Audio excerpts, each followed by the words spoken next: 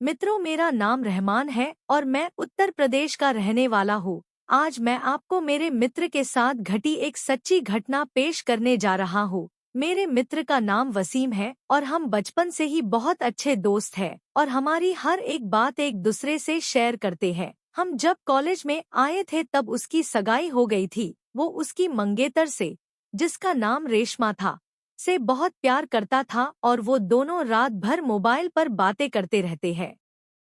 एक दिन की बात है, उसने मुझे बताया कि वो उसकी मंगेतर से रात को बात कर रहा था। वसीम ने उसकी मंगेतर को मिलने के लिए बोला तो उसकी मंगेतर बदली हुई आवाज में बोली, तू ज्यादा मत बोल वरना तेरे को वहीं दफन कर दूंगी। वसीम एक बार तो ये सुनकर चौंक गया और फिर सोचा वो शायद मजाक कर रही होंगी।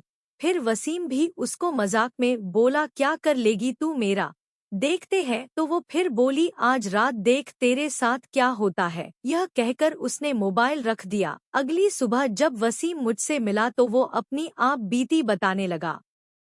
उसने मुझे रात को फोन वाली बात बताई और उस रात उसके साथ जो हुआ वो बताया। उसने बताया कि रात को 2 से 3 बजे के आसपास अचानक उसकी नींद खुली और उसके सामने एक सफेद लंबी दाढ़ी वाला आदमी बैठा था। वो बोलने लगा, ले आ गया मैं, अब देख तेरे साथ क्या होता है। उसने वसीम के गले को पकड़ लिया। ऊपर मेरी सांसें रुक गई। वसीम ने उसी वक्त अल्लाह का नाम लेते हुए नमाज पढ़ना शुरू कर दिया और वो उसके सामने से गायब हो गया। मुझे उसकी बात सुनकर बड़ा अचंभा हुआ कि ऐसे कैसे हो सकता है। उसके अगले दिन वसीम ने फिर अपनी मंगेतर से मोबाइल पर बात की और बोला, कल रात तुम मुझे क्या अनाप शनाप बोल रही थी। उसकी मंगेतर ने कहा, ऐसा कैसे हो सकता है जबकि कल तो मैंने फोन ही नहीं किया था।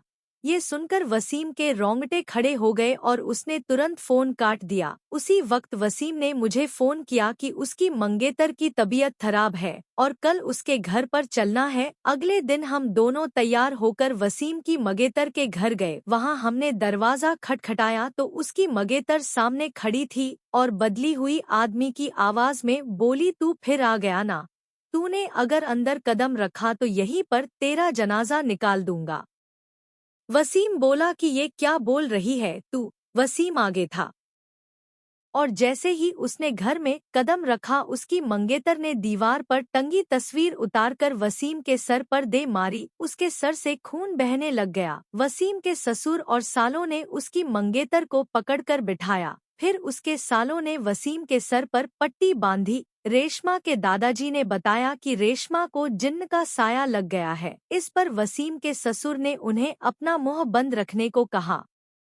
थोड़ी देर रुककर हम वहां से सीधे अस्पताल जाकर ढंग से पट्टी करवाई। उसके अगले ही दिन मुझे वसीम का फोन आया कि रेशमा की तबीयत बहुत खराब है और वो अस्पताल में भर्ती है। वसीम ने बाइक निकाली और हम दोनों जल्दी अस्पताल पहुंचे। वहां पर पहुंचते ही हमने डॉक्टर से रेशमा की हालत पहुंची तो उसने बताया कि उसकी हालत बहुत नाजुक है, कोई असली बीमारी का पता नहीं चल पा रहा है और उसके घर वालों को डॉक्टर ने रेशमा को घर ले जाने को कहा। सभी हैरान थे कि ऐसी क्या बीमारी है जिसका इलाज डॉक्टर के पास भी नहीं है। फिर उसके घर वाले रेशमा को घर ले आए।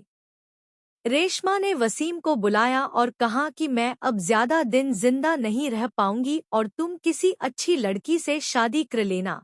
ये सुनकर वसीम की आंखों में आंसू आ गए और बोलने लगा कि मैं तुम्हें मरने नहीं दूंगा। फिर रेशमा के दादाजी ने उसको पास ही के पीर बाबा के पास ले जाने को कहा। हम उसको पीर बाबा के पास ले गए और पीर बाबा ने बताया कि इसको एक बुरे जिन्न ने जकड़ लिया है, जिसकी वजह से वो इसके शरीर को नुकसान पहुंचा रहा है। अब बहुत देर हो गई है। पीर बाबा ने बताया कि इसका एक ही इलाज है, यहाँ से 80 किलोमीटर दूर एक दरगाह है, वहाँ इसका इलाज हो सकता है। और बाबा ने बताया कि इसके साथ वही इंसान जाएगा जिसे वो सबसे ज्यादा चाहती है। वसीम ने कहा कि मैं चला जाऊंगा, मुझे बाइक भी चलाने आती है। रात के 3 बजे वसीम और रेशमा दोनों बाइक पर निकल पड़े, लेकिन आधे घंटे बाद किसी का फोन आया कि वसीम और रेशमा दोनों एक्सीडेंट में मारे गए। ये सुनकर मेरा रो रो कर बुरा हाल हो गया। मेरा सबसे करीबी दोस्त अब इस दुनिया में नहीं रहा।